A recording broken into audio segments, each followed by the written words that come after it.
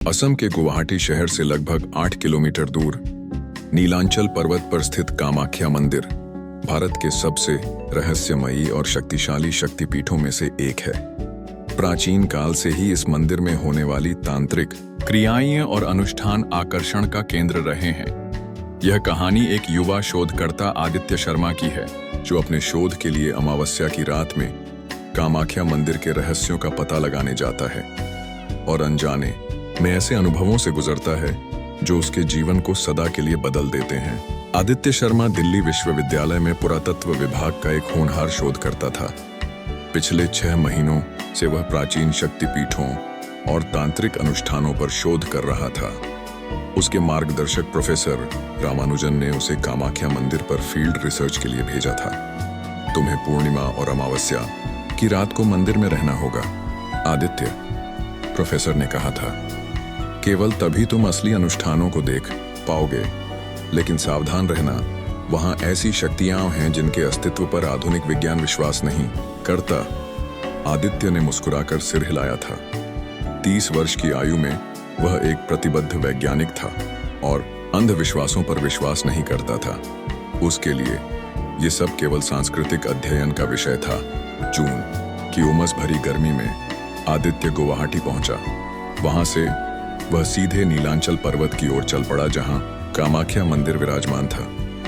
ऊंचाई पर स्थित यह मंदिर चारों ओर से घने जंगलों से घिरा हुआ था, जिससे इसका वातावरण और भी रहस्यमय लग रहा था। मंदिर पहुंचकर उसने देखा कि वहां बहुत भीड़ थी। शाम का समय था और भक्त माता कामाख्या के दर्शन के लिए लंबी कतारों में खड़े थे।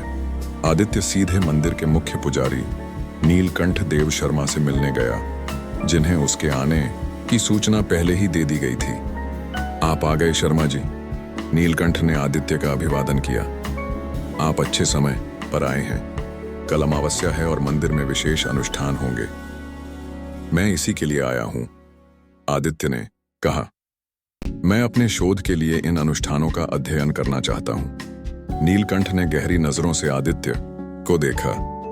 इन अनुष्ठानों को देखना एक बात है, इनका अर्थ समझना दूसरी। क्या आप तैयार हैं? बिल्कुल, आदित्य ने आत्मविश्वास से कहा। नीलकंठ ने सिर हिलाया। ठीक है, मैं आपको मंदिर के अतिथि कक्ष में ले चलता हूं।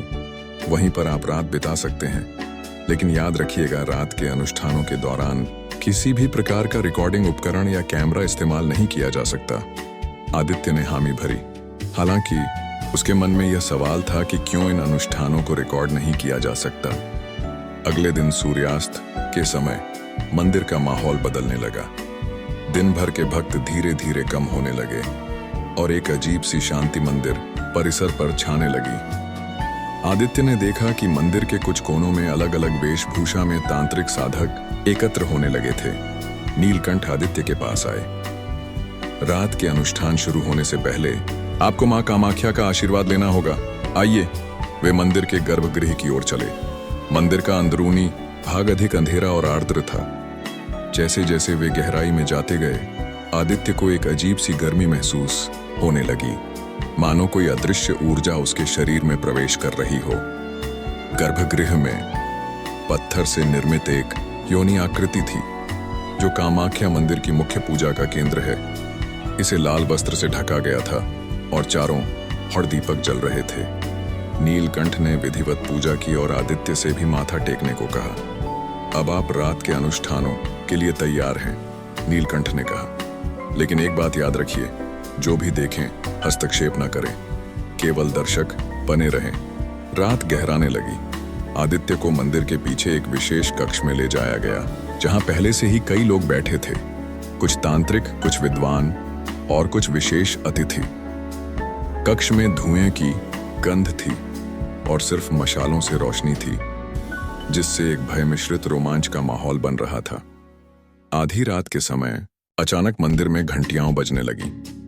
सभी लोग अपने स्थानों से उठकर मंदिर के पीछे स्थित एक विशेष प्रांगण की ओर चलने लगे। आदित्य भी उनके पीछे पीछे चला गया। प्रांगण में पहुंचकर आदित्य ने देखा कि वहां एक बड़ा सा मंडप बनाया गया था।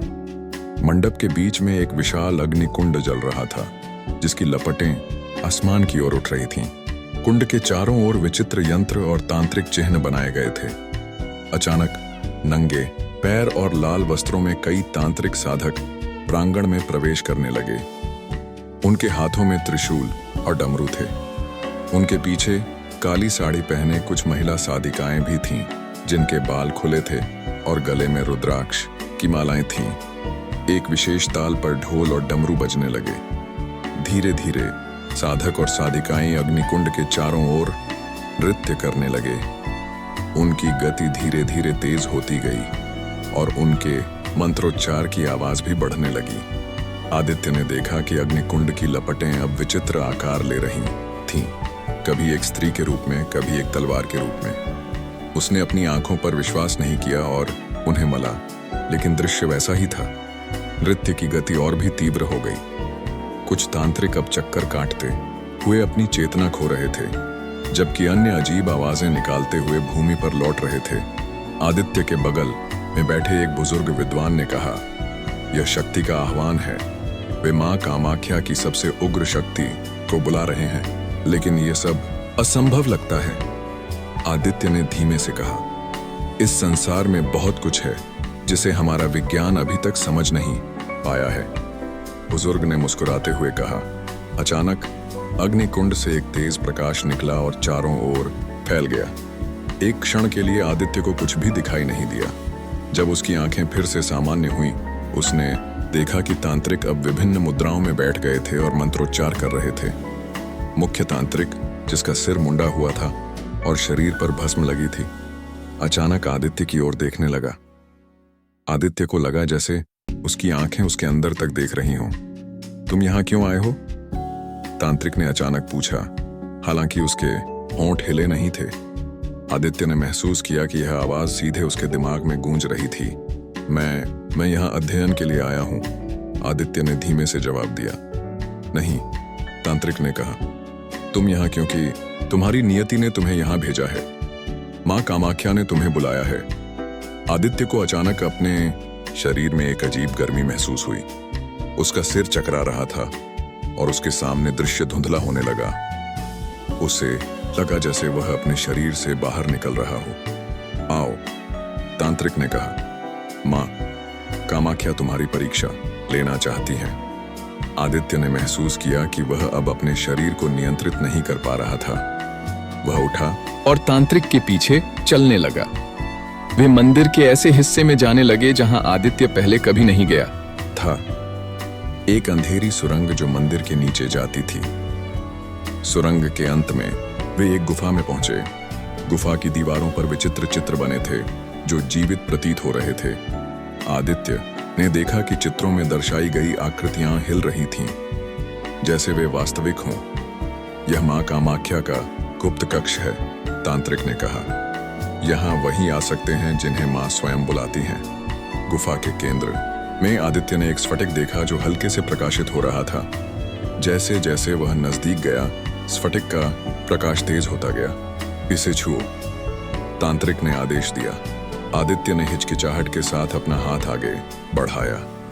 जैसे ही उसने स्फटिक को छुआ, उसके सामने का दृश्य पूरी तरह से बदल गया। आदित्य अब एक अलौकिक स्थान पर था, एक ऐसा स्थान जो पृथ्वी पर नहीं लगता था। चारों ओर अनंत अंतरिक्ष था, जिसमें तारे और निहारिकाएं आकार बदल रही थीं। उसके सामने एक प्रकाशमान आकृति दिखाई दी, एक स्त्री का रूप, जिसकी आंखें ज्वालाओं की तरह जल रही थीं और जिसके चारों ओर अद्भुत तेज था।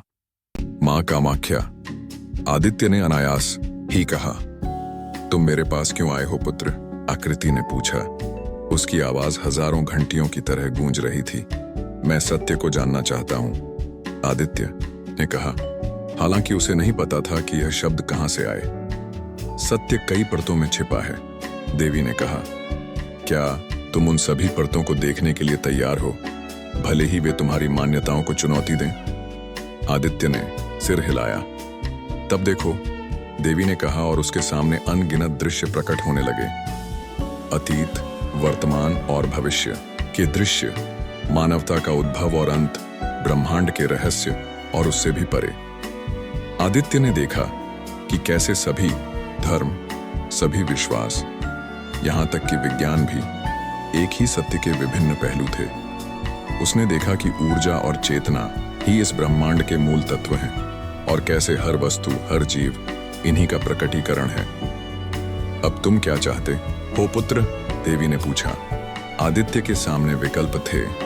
वह इस ज्ञान को लेकर वापस जा सकता था और इसे दुनिया के साथ साझा कर सकता था, या वह इसे अपने भीतर रख सकता था और एक नया मार्ग चुन सकता था।